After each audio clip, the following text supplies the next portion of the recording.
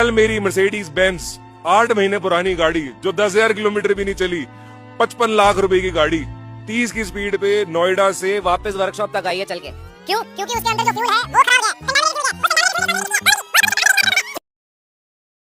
है। देखो हम 20% ब्लेंड 5 साल पहले हिट कर गए थे। 2030 का टारगेट था, 2025 में ही पूरा कर दिया, यानी 5 साल पहले। बहुत तेजी से पहुंचे। अब किसी और देश ने इतनी तेजी से ग्रोथ नहीं किया। ब्राजील ने 25% तक पहुंचने में 10 को लगाया।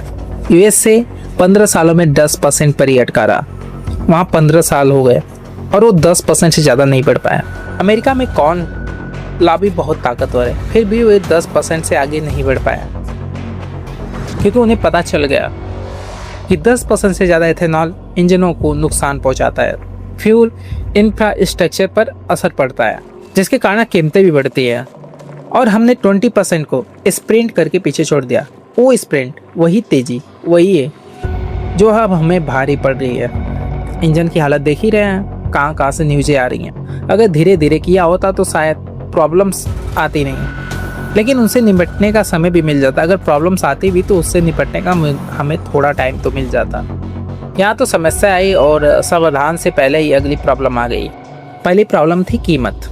नीति आयोग ने अपने रोड मैप में सबसे पहले ही कहा था इथेनॉल को पेट्रोल से सस्ता रखना चाहिए, ताकि लोग खुद उस तरफ आए, क्योंकि इथेनॉल में पेट्रोल से कम एनर्जी होती है। तो अगर इसे सस्ता नहीं किया तो लोगों का खर्च बढ़ेगा और जिससे हमारी इकोनॉमी प्रभावित होगी। लेकिन सरकार ने उसे अनदेखा कर दिया। आज दिल्ली में E20 पेट्रोल 13 रुपये प्रति लीटर है, बिल्कुल रेगुलर पेट्रोल जितना, वही कीमत, लेकिन माइलेज कम है। कम माइलेज के लिए बिल्कुल वही दाम मिलता है। मतलब आप पहले 1000 रुपये में 18 से 20 किलोमीटर प्रति लीटर चलते थे, अब उतने ही कीमत में 14 से 15 किलोमीटर प्रति लीटर चलते हैं। आपको ज़्यादा पैसा डालना पड़ता है उतना ही सफ़र करने के लिए। और वादा किया गया था कि 15 रुपये लीटर का, जो वैसे भी नहीं हुआ, क्योंकि आज E20 13 रुपये का है, यानी प्रति लीटर। लेकिन माइलेज कम है, इसलिए आपकी पूरी लागत भी बढ़ जाती है, क्योंकि माइलेज कम है तो और पेट्रोल इथेनॉल लगेगा। ये सीधी सीधी लूट है।